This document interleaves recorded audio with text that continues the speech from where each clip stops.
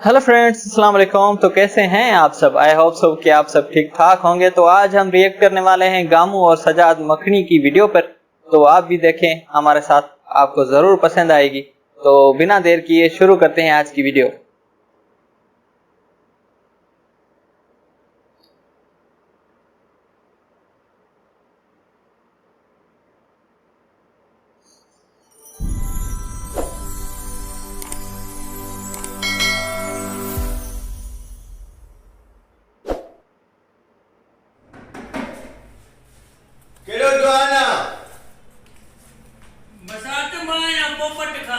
पोपट खान आया।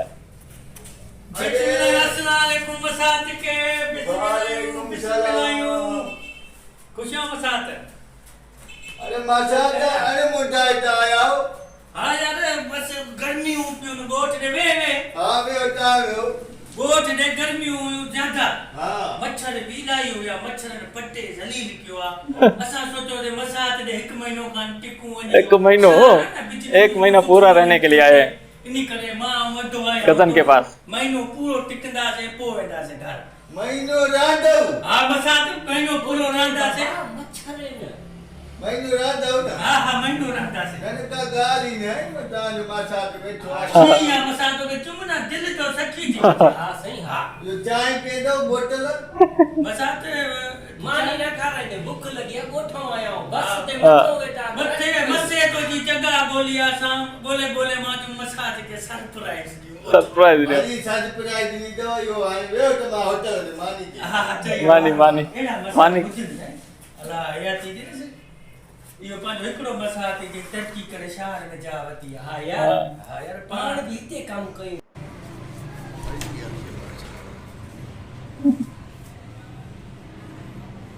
हेलो गामू काठिया गामू को फोन कर रहे। वारो त करे रे मारे मथी होता कद ताचो छा यार मेहमान आया ने मासा त गोठूं उन्हनि खे भॼाइण का तल कर तूं वॾो होशियार आहे जल्दी अची पैसो बि न आहे मां हे भाई छा थियो आई हली अचा ने छॾाए मुंहिंजी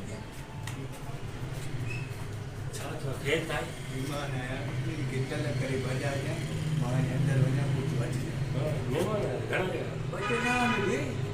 हिकु गरीब और ॿियो मेहमान लॻी पई आहे पर भॼणो आहे वञा न हा हा सही ठीकु आहे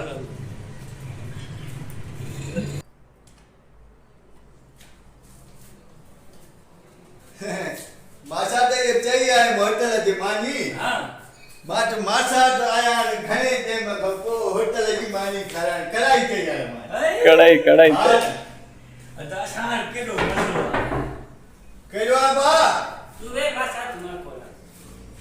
अरे बाल बाबा सलाम वालेकुम सलाम खुश बाबा बहुत खुश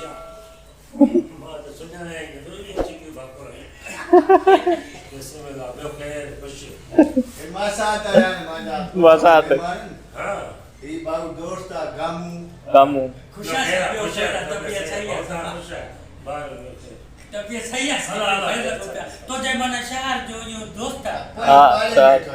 यारी करे शहर में तीस मिनट जो कोई अरे गाल तो बड़ी रात बनाया बुढ़ा आवाज तुझी न होता तो मैं चल गया ये छा दिन में छा अरे है वरी जाय सच्ची बुधा बाबा यकीन करे एडा आवाज चल पिया तू वाला की थी तुझी होता तो मैं की बाबा जिन सच्ची तो चवा कसम रात जो दो डुबक डुबक अल्लाह कीड़ा आवाज है अल्लाह कीड़ा मां चाहे तो मेहमान के घट रहा तू पांचो तो ख्याल तो कर अगली जी तो ख्याल कर हाँ फाटी पे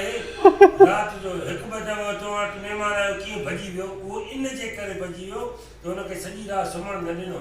ता नाराज न थी वसे जरे मासा त माने प्यारा न ता जो तो ता भी जिनन का घट ना आयो समझो पर अथव जिन थी गाल के वसी थी पानी रहो तदे मां तो में सलाह एकड़ी आ जा संगत में मां ने सवा ता दिल ते हां छोड़ पर ए पांचो दोस्त है ने इन जी होता के तू अली रात रहो मां चाहे रात जो उते सम सुकून जो हिते गोरी थी होता अलाए कीअं तो रहे यकीन करे शाबस आ तो के मां चाहे त मां न रहे हिते वॾा जिन थी सही हकीकत वाह हिते जिन अथव पर ताज मर्दी बटे दवा मेहमान जो हां निकरी पियो आहे इन जे करे बस भजी जान चले आगे गोद में जिन बुधंदा से ने बिल्डिंग ते चढ़ी आया थी बिल्डिंग पे चढ़ी आया भला हलो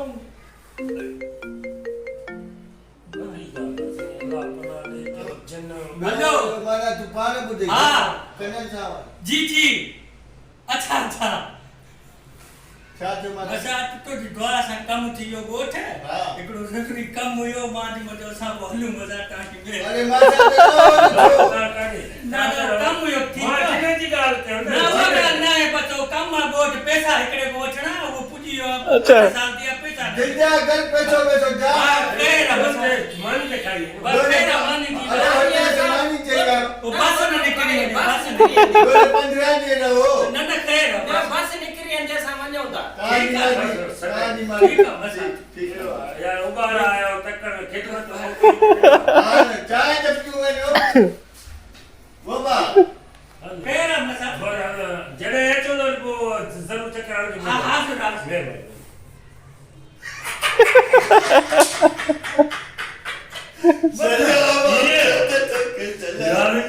हाय वाह वाह जबरदस्त एक बेरोजगारी एक न मेहमान और वाह वही नो पे दागी वरी बुधी चवे छा पियो तोखे चई न चवे महीनो रहंदो यार थेलो खणी आवागे के पैसो आहे न अल्लाह नहीं तो बड़ी है कदी वाह जी टल कई दिन चयो सन बाबा जिन तो भजी सोनी नहीं था तो के सलाम तुझी मेहरबानी लख छोरा बस यार मां ये चवा तो हाणे गाल बुझो मां तो एकड़ो एहसान कयो हां मैं एकड़ो मुसा वायदो कर हाँ। जडे मुंडे मेहमान अचन ते तू इयो ही किसो खणी अच तो बाबा इन होता के में जा में जिनन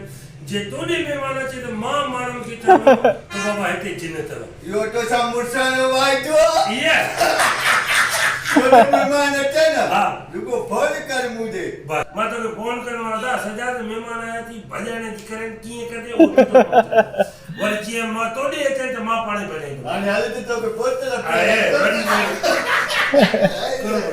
वधियो भाई संगत अगर अवां खे ही वीडियो पसंद आयो आहे तो असांजे आई होप सो कि आज की वीडियो आपको बहुत पसंद आई होगी। अगर वीडियो पसंद आई तो लाइक करें और शेयर करें अपने दोस्तों के साथ, और जिन्होंने अभी तक हमारा यूट्यूब चैनल सब्सक्राइब नहीं किया तो अभी सब्सक्राइब करें और साथ में बेल आइकॉन का बटन जरूर प्रेस करें ताकि हमारी नए आने वाली इंटरेस्टिंग वीडियो सबसे पहले आपको मिल सके। तो मिलते हैं एक नई अमेजिंग इंटरेस्टिंग वीडियो के साथ, तब तक अल्लाह हाफिज।